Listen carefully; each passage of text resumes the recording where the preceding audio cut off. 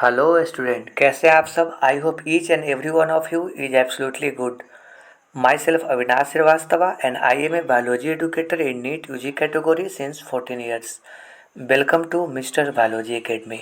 तो my dear student, हम लोग लास्ट क्लास में देख रहे थे स्ट्रक्चर ऑफ गाइनोसियम, और आज हम लोग को जो देखना है वो देखना है स्ट्रक्चर ऑफ मेगास्पोरेंजियम और ओव्यूल। तो आइए शुरू करते हैं वीडियो को विथ ओव्यूल। बाबू, आप सभी लोग को मालूम है ओव्यूल जो होता है ओवरी के अंदर पाया जाने वाला अंडाकार संरचना होता है, जो मैच्योर और फर्टिलाइज होने के बाद सीड का फॉर्मेशन करता है। मालूम है ना। देखिए, ये आपका क्या है, ओवरी है। मैं डायग्राम बना रहा हूँ गाइन आपका कार्पेल का या पिस्टिल का। ये हमारा किसका डायग्राम है, कार्पेल या पिस्टिल, जिसमें ऊपर वाला पार्ट स्टिग्मा, बीच वाला पार्ट स्टाइल और नीचे वाला क्या कहलाता है, ओवरी। ओवरी के अंदर में जो आपका पाया जाता है वो क्या होता है, ओव्यूल। और ओव्यूल के अंदर याद करिए, मैंने आपको बताया था इम्ब्रायोसेक होता है। ओव्यूल के अंदर क्या पाया जाता है, इम्ब्रायोसेक। याद आ रहा है कि नहीं, इम्ब्रायोसेक होता है। कोई बात नहीं। तो आज के क्लास में जो हम लोग को बेसिकली देखना है वो क्या है, तो ओव्यूल। ओव्यूल किसके अंदर में है, तो जस्ट इनसाइड द ओवरी। ठीक है, फिर से समझा देते हैं आपको। देखिए, वो ओवरी है। ओवरी के अंदर में मैं यहाँ पे डायग्राम बना दे रहा हूँ आपको। देखिए, डायग्राम को मैंने क्लियर किया, बना रहा हूँ आपको। अब देखिए, यहाँ पे आपका क्या है, ओव्यूल है। ये भी ओव्यूल है, वो भी ओव्यूल है। ओव्यूल को आप लोग सीड भी कहते हैं। ओव्यूल को क्या कहते हैं, सीड। जब मैच्योर हो जाए, फर्टिलाइज हो जाए तब। ठीक है, आप इस डायग्राम में देख पा रहे हैं कि ओव्यूल्स एक स्ट्रक्चर के द्वारा जुड़ा हुआ है। कुशन लाइक स्ट्रक्चर यहाँ पे दिखाई दे रहा है ब्लैक कलर का। इस कुशन लाइक स्ट्रक्चर को हम लोग बोलते हैं प्लेसेंटा। क्या कहते हैं, प्लेसेंटा। अलग अलग फ्रूट में आपका क्या होगा कि सीड का अरेंजमेंट या प्लेसेंटेशन अलग अलग होगा। ठीक है, प्लेसेंटा का अरेंजमेंट अलग अलग होगा। राइट, चलिए, इतना समझ में आ गया। अब हम आपको बताते हैं ओव्यूल जो होते हैं ना, डिफरेंट काइंड्स ऑफ ओव्यूल हो सकते हैं। मोस्ट कॉमन टाइप जो ओव्यूल का होता है उसे हम लोग बोलते हैं एनाट्रोपस ओव्यूल। और एनाट्रोपस ओव्यूल होता क्या है वो आप पढ़ेंगे डिटेल आगे। ठीक है, चलिए, इनाट्रोपस के बाद हम आपसे बात करते हैं ऑर्थोट्रोपस। किसका बात करते हैं, ऑर्थोट्रोपस। लेकिन हम आपको समझाना चाहते हैं कि इनाट्रोपस और ऑर्थोट्रोपस का सामान्य मतलब क्या होता है। जब ओव्यूल उल्टा होता है, इन्वर्टेड होता है, उस कंडीशन को हम लोग बोलते हैं एनाट्रोपस। इन्वर्टेड ओव्यूल को क्या बोलते हैं, एनाट्रोपस। जब ओव्यूल सीधा होता है उस ओव्यूल को हम लोग बोलते हैं ऑर्थोट्रोपस। क्या बोलते हैं, ऑर्थोट्रोपस। समझ में आ रहा है बच्चे, ऑर्थोट्रोपस। राइट, ऑर्थोट्रोपस सीधा ओव्यूल होगा और उल्टा ओव्यूल एनाट्रोपस होगा। ठीक है, ये आप डायग्राम देख पा रहे हैं, ये आपका ओव्यूल का डायग्राम है। ठीक है, और यहाँ पे जो ओव्यूल आपको दिखाई दे रहा है, ओव्यूल कैसा है, तो उल्टा ओव्यूल है। कैसा है, इन्वर्टेड है। कैसा है, इन्वर्टेड। देख रहे हैं ना, ये नीचे है और यहाँ पे डंठल है। ठीक है, ये क्या है, डंठल है, ऊपर है पैर। ओके, अब इस चीज़ को देखिए, यहाँ पे आपको दिखाई दे रहा है कि ये जो बेसल पार्ट होता है, यहाँ पे बेस, इस बेसल पार्ट को बोलते हैं चलेजा। क्या बोलते हैं, चलेजा बोलते हैं। ठीक है, यहाँ पे आप देख पा रहे हैं कि सबसे बाहर में फर्स्ट और ये आपका हो गया सेकेंड कवरिंग है। बाहर वाला कवरिंग को बोलते हैं आउटर इंटेगुमेंट, दूसरा वाले कवरिंग को बोलते हैं इनर इंटेगुमेंट। क्या बोलते हैं, इनर इंटेगुमेंट। क्लियर। अब ये आउटर इंटेगुमेंट और इनर इंटेगुमेंट के अंदर में आपको जो दिखाई दे रहा है, यहाँ पे आपको ढेर सारा सेल्स दिखाई दे रहा है। ठीक है, सेल्स दिखाई दे रहा है। नहीं दिखाई दे रहा तो आप यहाँ पे एज्यूम करिए कि यहाँ पे ढेर सारा सेल है। ठीक है, सेल है। और ये जो सेल है इसे हम लोग बोलते हैं न्यूक्लियस। इस सेल को क्या बोलते हैं, न्यूक्लियस। और न्यूक्लियस के अंदर में एक और आपको अंडा जैसा स्ट्रक्चर दिखाई दे रहा है, जिसे हम लोग बोलते हैं फीमेल गैमेटोफाइट या एम्ब्रायोसेक। क्या बोलते हैं, फीमेल गैमेटोफाइट या एम्ब्रायोसेक। दरअसल में इसका स्ट्रक्चर मैं डायग्राम में बनाना चाह रहा हूँ। देखिए, यहाँ पे 3 होगा, बीच में 2 होगा और नीचे में 3 होगा। ठीक है, किसके अंदर में, तो इम्ब्रायोसेक के अंदर में। इम्ब्रायोसेक के अंदर में भी स्ट्रक्चर होता है आपका। ऊपर में 3 सेल, जो ऊपर में 3 सेल है इसको बोलते हैं एंटीपोडल सेल। क्या बोलते हैं, एंटीपोडल सेल बोलते हैं। इम्ब्रायोसेक की बात कर रहे हैं, ध्यान रखिए। और बीच में जो एक सेल है, बीच में जो एक सेल होता है, यहाँ पे बीच में एक सेल होता है, उसको हम लोग बोलते हैं सेंट्रल सेल। कौन सा सेल बोलते हैं, सेंट्रल सेल। ठीक है, और जैसे मैं आपको डायग्राम बनाता हूँ, देखिए अच्छे से देखिए, यहाँ पे 3 हो गया, बीच में एक सेल है छुपा हुआ, इसके अंदर में 2 न्यूक्लियाई होता है, 2 न्यूक्लियाई है इसके अंदर में भी, 2 न्यूक्लियाई है। इस न्यूक्लियाई दोनों को हम लोग बोलते हैं पोलर न्यूक्लियाई। क्या बोलते हैं? पोलर न्यूक्लियाई, जो आगे चल के सेकेंडरी न्यूक्लियस बनाता है। नीचे की तरफ आपका 3 होता है, यहाँ पे 1 2 3। इसमें इसको दोनों को, निचला दोनों को बोलेंगे सिनर्जिड सेल। क्या बोलेंगे? Synergid cell. और ये जो आपको दिखाई दे रहा है ऊपर वाला, इसको हम लोग बोलेंगे एग सेल। क्लियर हो गया? तो इम्ब्रायोसेक का स्ट्रक्चर अगर हम आपको समझाने का कोशिश करें तो ऊपर वाला 3 क्या है? Antipodal cell. बीच में 2 क्या है? Polar nuclei. लेकिन कौन से सेल में है पोलर न्यूक्लियाई? तो सेंट्रल सेल में है, छुपा होता है सेल। और नीचे वाला क्या है? तो नीचे में 1 अंडा है और 2 क्या है? सिनर्जिड है। ये हम आपको थोड़ा डिटेल बता दिए पहले ही। किसका? तो इम्ब्रायोसेक का। ठीक है, यहाँ पे आपको ओव्यूल का डंठल दिखाई दे रहा है। उस ओव्यूल के डंठल को हम लोग बोलते हैं फ्यूनिकिल। क्या कहते हैं? आप डायग्राम देख लीजिए अच्छे से, फ्यूनिकिल बोलते हैं। समझ रहे हैं बच्चे? क्लियर हो रहा है सब बात? अब देखिए एक और खास बात, ये जो आपको इंटेगुमेंट दिख रहा है ना, ये इंटेगुमेंट दिख रहा है, इंटेगुमेंट ओव्यूल को पूरा सराउंड करता है, ये बात सच है।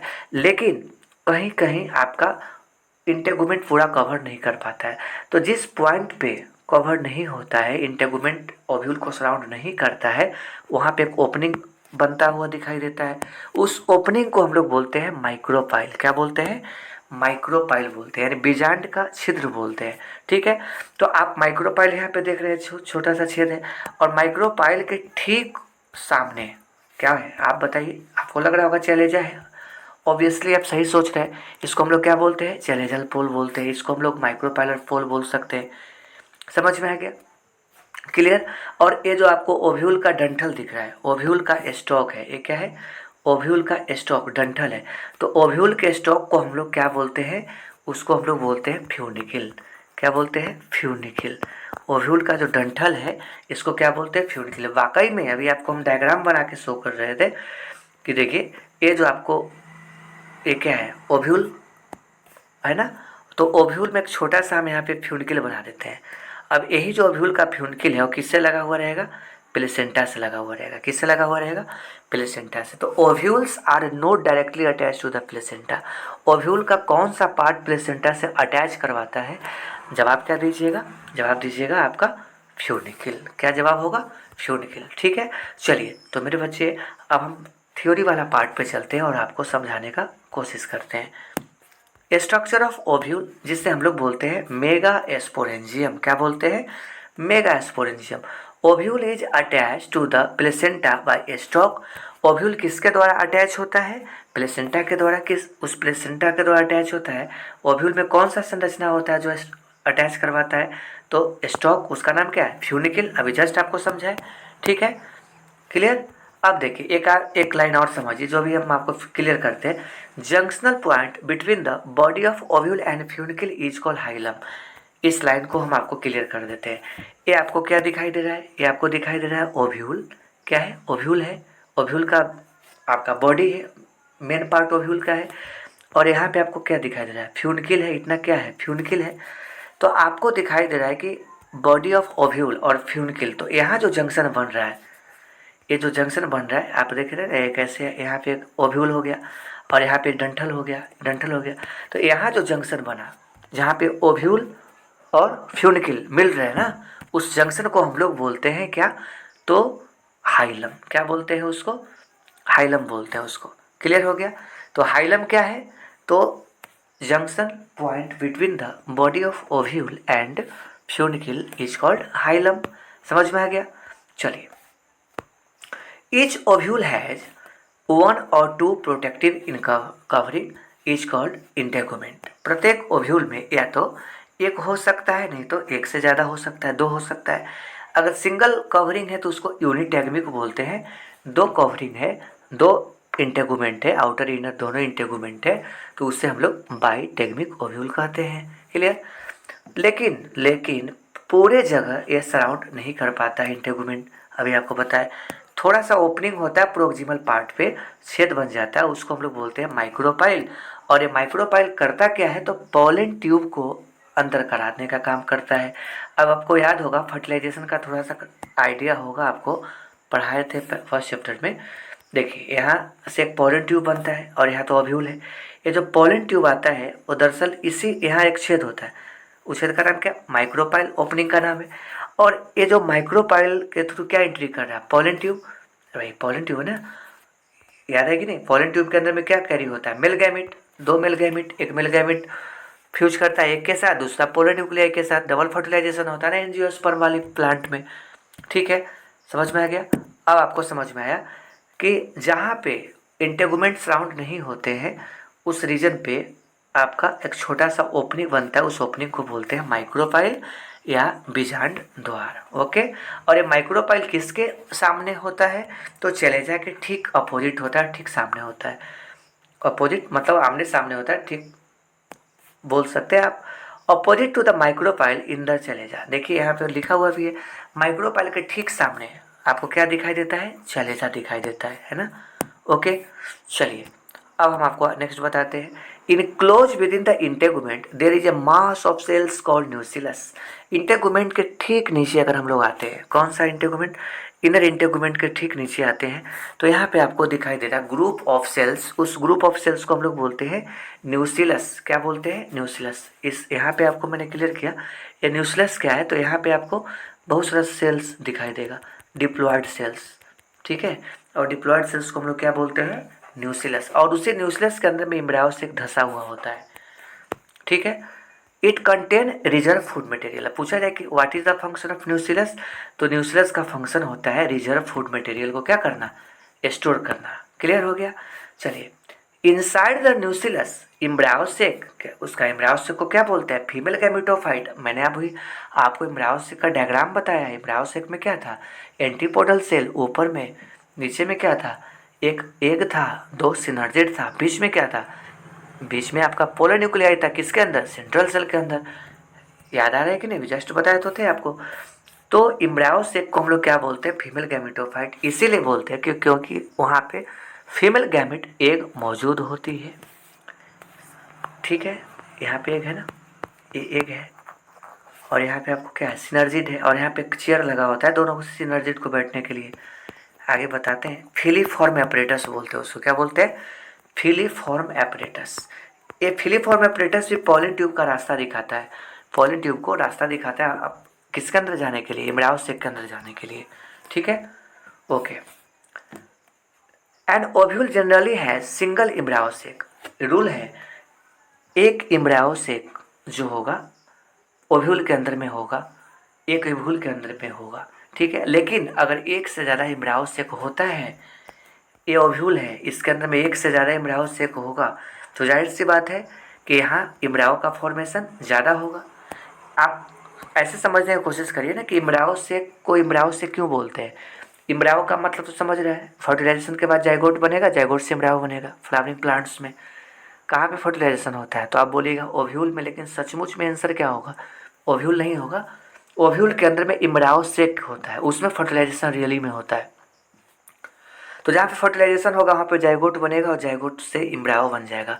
तो एम्ब्रायो कहाँ है, अल्टीमेटली बन रहा है, एम्ब्रायोसेक में बन रहा है ना, इसीलिए इसका नाम है एम्ब्रायोसेक। ठीक है, और एम्ब्रायोसेक बन किससे रहा है, तो एम्ब्रायोसेक बनता है मेगास्पोर से। अब इसके लिए तो आपको इंतजार करना पड़ेगा, नेक्स्ट क्लास में हम बात करेंगे आपसे मेगास्पोर से एम्ब्रायोसेक कैसे बन गया, मेगास्पोर से एम्ब्रायोसेक का फॉर्मेशन कैसे हो गया। बाबू हम आपको क्या बता रहे थे, ये आपका ओवरी है, ये आपका ओव्यूल है, ओव्यूल के अंदर में क्या है, एम्ब्रायोसेक है, और एम्ब्रायोसेक में ऊपर में 3 है, बीच में 2 है न्यूक्लियाई, और नीचे में भी आपका 3 है ना, एम्ब्रायोसेक है। ये कैसे बना, आखिर में एम्ब्रायोसेक कैसे बना, उसके लिए एक अच्छा सा मैकेनिज्म है, नाम क्या है उसका, मेगा स्पोरोजिनेसिस, मेगा स्पोरोजिनेसिस। देन आफ्टर हम इस डिस्कस करेंगे मेगा गैमेटोजिनेसिस। ठीक है, इसी का एक अगला पार्ट है, तो उसमें क्लियर कर देंगे आपको नेक्स्ट क्लास में कि मेगा स्पोरोजिनेसिस प्रोसेस के द्वारा एम्ब्रायोसेक बनता है, और उसमें बनाने वाला कौन होता है, सेल मेगा स्पोर। ठीक है, तो आज का क्लास हम लोग इतना पे ओवर करते हैं। Thank you participant for joining. लेकिन चलते चलते हम आपको बताना चाहते हैं कि जो भी स्टूडेंट इस वीडियो को देख रहे हैं, अधिक से अधिक लाइक, शेयर और सब्सक्राइब करना मत भूलिएगा। ठीक है, थैंक यू एवरीवन।